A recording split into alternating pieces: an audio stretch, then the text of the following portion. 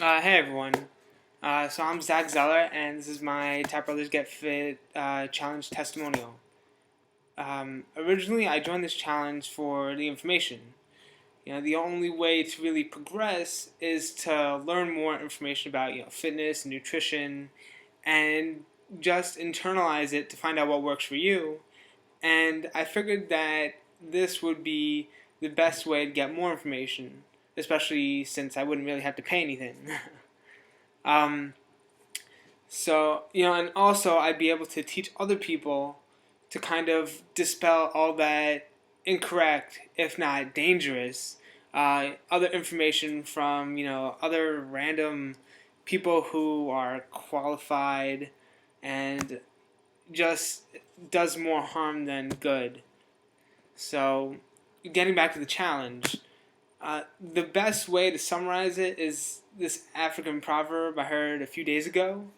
And so it basically says that to go fast, you go alone, but to go far, you go together. And so for fitness, if your goal is to get, ripped, then it's easy to follow a program like Insanity for a few weeks. Just, watch the programs, follow along. Even if your form isn't so good starting out, even if you don't eat so well, I'm pretty sure that you'll still be able to see some results if you're just starting out into fitness or just to change it up a little bit. But what happens after that original, few weeks to a month? What happens when, that box of cookies starts looking so much more attractive than a salad? Or doing 20 push-ups becomes impossible compared to watching your, favorite TV show? Yes, occasionally it's okay to slip up, have an off day, have a cheat meal, but that's not really what I'm talking about. Um, this month we went together as a team, as Spartans, to chisel our goals out of fat and achieve our goals of strength. So, thank you, Tapp Brothers, for creating this amazing opportunity for people to meet and grow and learn and motivate each other. Basically, it became a place where you could just log on and get this perpetual motivation that no matter how your day went, you could post something and instantly someone will post back, not only with, positivity, but also a bunch of ideas and a bunch of, experience and all this stuff. So it's a great cross section of basically anywhere you can really go in fitness. So no matter what your goal is, where you've been, where you're starting out, there's someone that could relate somehow, or a bunch of people who could kind of help you piece it together. And it's just an amazing experience and opportunity to be a part of this. So thank you again, and thank you to everyone in the group just for helping each other, for coming out and asking for help too.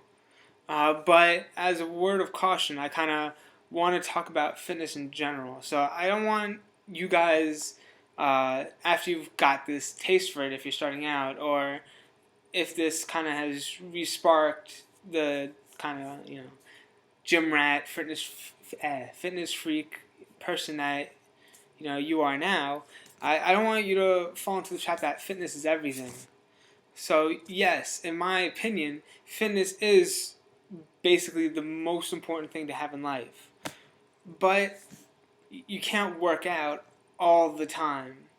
The idea is that there are other reasons why you want to be fit. It's really a vehicle. People don't just want to, be. Some people want to look good, but it's really for another goal. People want to look good to have more self-esteem, so they could do this. People want to look good to get a job. People want to. You get the idea. Um, so, personally, for me, I'm a student right now, and so I do have specific goals for different calisthenics, different bar work, parkour moves, different things that I enjoy and like to work on.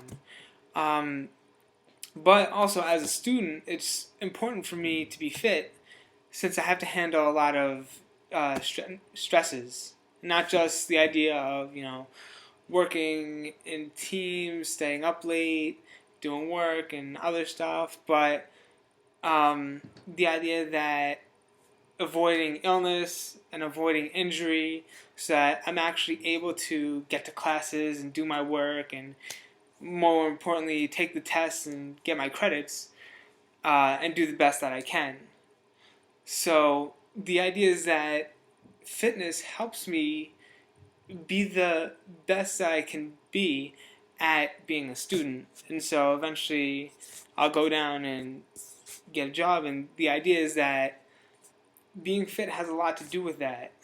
And so people should aim, whether they want to be, I don't like a fitness model or deadlift 500 pounds. That's not what's really important. It's the idea that most of America is a bunch of these overweight, obese people that have a lot of these chronic inflammatory diseases, cancer, heart disease, diabetes, all these problems because of mainly poor nutrition, but also because they don't move and exercise. So it's basically a big part of preventative medicine to move around and eat right. If you take the metaphor of your body being a car, you want to put the right fuels into it so it could run correctly, and also you want to use it, once in a while at least. It doesn't work perfectly for a car, but if you just kind of leave a car in the garage all the time, it starts to rust up and doesn't work so well.